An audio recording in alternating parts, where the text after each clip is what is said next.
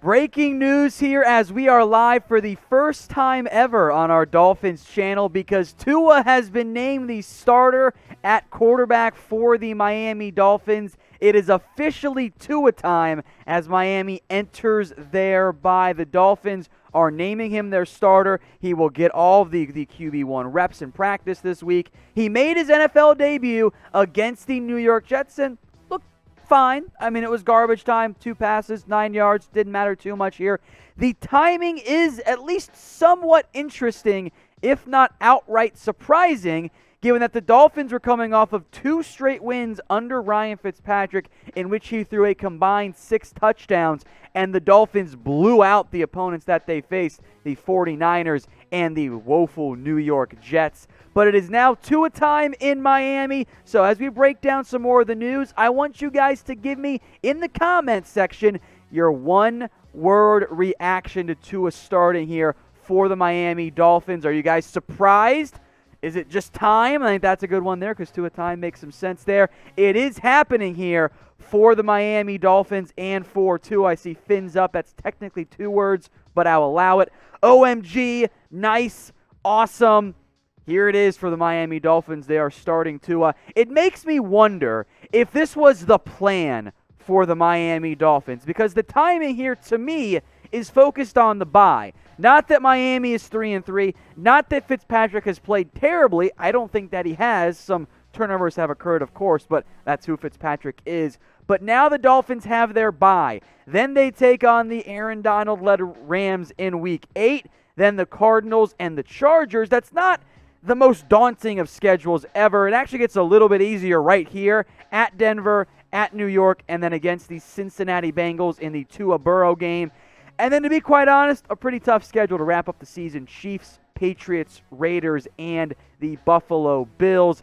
My belief is that this was the plan from the beginning, or at least what the Dolphins were hoping was going to be able to happen. They kind of gave Tua that little early test drive against the Jets just to see if he was comfortable, if he was healthy, all of that. It went well, and the Dolphins are moving forward with their plan because we always knew from the beginning, from the minute even really last year began, the hope was to tank for Tua and get him as the starting quarterback. I think this was the plan. So let me know what you guys think. Was this the plan from the beginning for the Dolphins? A for yes or B for no? Of course, with Tua getting the nod, this means that Ryan Fitzpatrick is going to be the starter for the Miami Dolphins. Now, maybe the exact timing of when Tua got the nod, and because the bye week did change for Miami, but the bye week is what I meant was going to be the starting time for Tua. Look, he threw 6 TDs in the past 2 games. They were both blowout wins. It was only a matter of time whether it was the planned bye for the Dolphins or this upcoming bye since things did change. Fitzpatrick knows his role. He was going to be a bridge starter. At his age, at his skill level, he was never a franchise guy for Miami. But he is going to be the biggest Tua supporter in the building, and that is a very, very good thing for the Miami Dolphins. Now, if you guys want to bet on Tua, there'll be some fun prop bets. You can bet on the Dolphins to beat the Rams coming off of the bye. Head over to chatsports.com/bet and use the promo code you see on your screen. That is Dolphins125. That will give you a 125% deposit bonus. They had little trouble against the New York Jets. If you bet on Brian Flores in general against the spread, things have turned out pretty darn well in his tenure for the Miami Dolphins, given how bad they were supposed to be early on. If you want to bet on the NFL, do it with our sportsbook partner, BetUS. It's chatsports.com/bet, promo code Dolphins125. It has very much been a Fitzpatrick season for the Dolphins and for Ryan. 10 TDs, 7 interceptions, 70% completion percentage. Overall, I think he's been fine. I think he is a big reason why the Dolphins are 3-3. Some of the good, some of the bad is because of Ryan Fitzpatrick. But it is now Tua time in Miami. He takes over as the starter, and if everything goes according to plan, he doesn't relinquish that starting job for over a decade. Now, we haven't really seen anything of note from Tua this year. He did get some playing time against the Jets. I thought he was fine. I mean, I didn't think he was perfect by any means. 2 for 2 for 9 yards as well. I thought Tua was efficient as he could have been, given that it was clearly garbage time and the Dolphins weren't going to allow him to sit back there and get absolutely decimated.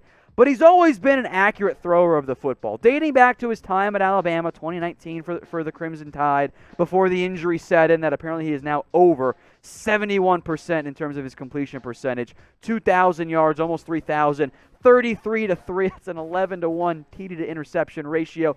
He was awesome in college. There's a reason why the plan before Joe Burrow was so damn good at LSU was tank for Tua.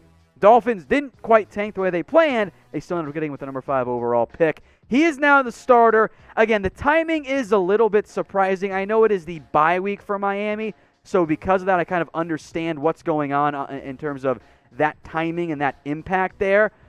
But 2 straight wins under Ryan Fitzpatrick, I am at least a little bit surprised by the exact timing here in terms of when Tua takes over. The bye week does make some sense to me.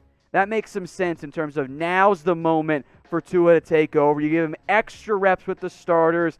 You get extra time for the offensive line to gel. Robert Hunt, I don't think, was perfect in that particular game, or game against the Jets, I should say there. But it's interesting timing in the end for Tua. So let me know if you think that making Tua the starter is the right decision. Is this the right call for the Miami Dolphins? Simple yes or no question. Why for yes and for no? I'll tell you what. I have Brian Flores and the job he's done as the Dolphins head coach. He's earned my trust. He's earned my respect.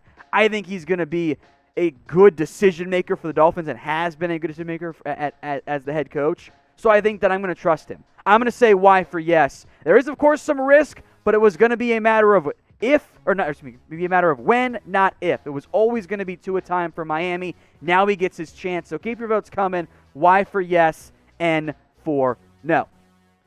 Now, I'm not including Myles Gaskin on this list in terms of the impact and the passing game, but Devontae Parker, Mike Gesicki, Isaiah Ford, who I get to claim victory on because I liked him coming out of Virginia Tech, and he's been able to make some plays as another option in the passing game for Miami. I am very curious to see how Tua utilizes his weapons. The receiving core he had at Alabama in his final year might legitimately feature 4 first-round picks between Devontae Smith, Jalen Waddle still there, of course, Henry Ruggs and Jerry Jeudy this past NFL draft. It was legit. And the Dolphins have some talented playmakers. I do, though, have some concerns about the offensive line. Now, against the Jets, the Dolphins very much adjusted their plan in terms of shuffling around some offensive linemen. Robert Hunt came in with Austin Jackson officially on IR here. He took over at right tackle. That was the role he did. Solomon Kinley, of course, stayed in at right guard. Jesse Davis at left tackle. I didn't think Robert Hunt was particularly great in the game. Again, the Jets don't have a great pass rush, and that does concern me.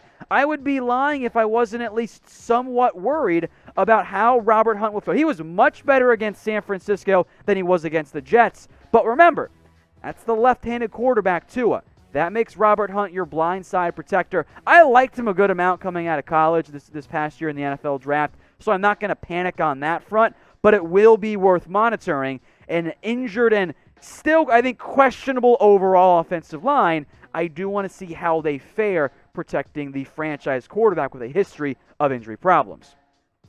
Now, we are trying to get to 5,000 subscribers here on our new Dolphins YouTube channel. So if you haven't already, I know we got a bunch of new people watching every single day.